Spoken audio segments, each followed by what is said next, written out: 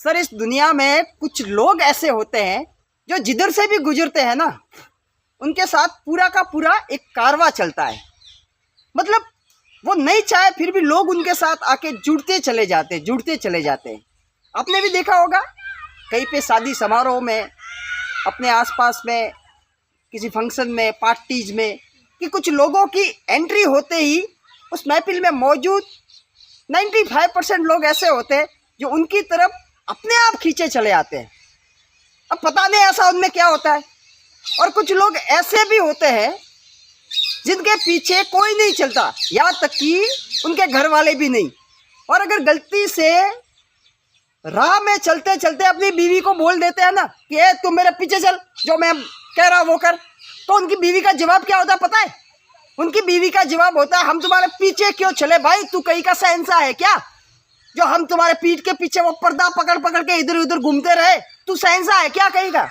फर्क है सर फर्क है। दोनों टाइप के लोगों में फर्क है। जो पहले वाले लोगों की मैंने बात कही, उनकी औकात बड़ी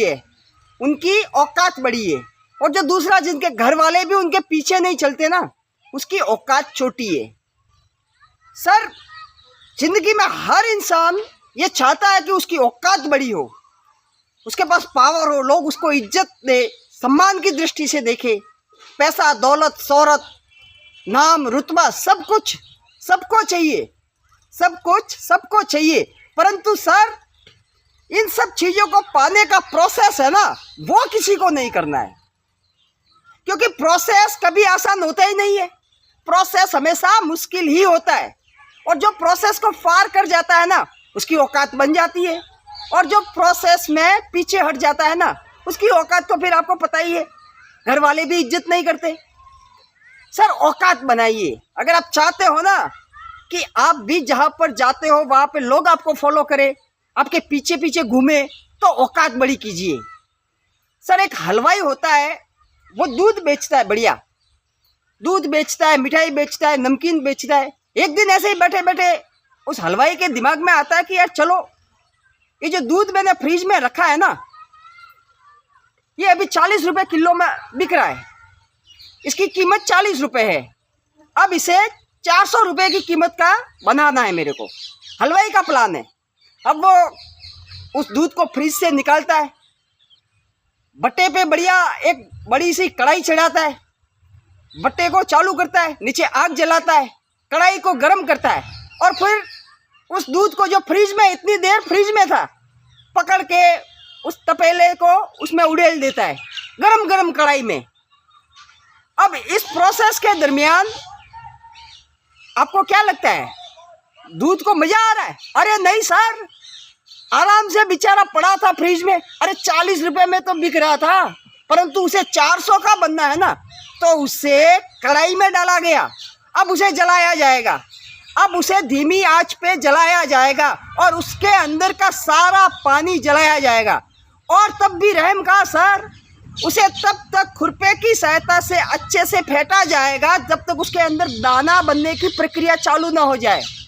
और एक वक्त आएगा जब वो दूध पूरी तरह से जल के दाने दाने बन के वो मावे के रूप में, खीरे के रूप में, कलाकंद के रूप में, आपको जो समझ में आए वो समझ लेना, कलाकंद के रूप में तैयार हो जाएगा। अब आप मेरे को एक बात बताइए, इस पूरी प्रोसेस में क्या दूध को मज़ा आया? नहीं सर, उससे तकलीफें सहनी पड़ी। अरे उसके नीचे आग लगाई गई, उसे जलाया गया, उसे दर्द हुआ होगा।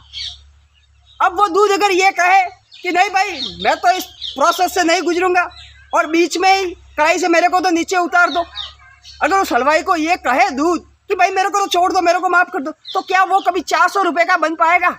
नहीं ना। उसकी औकात कितने की रहेगी? 40 रुपये की।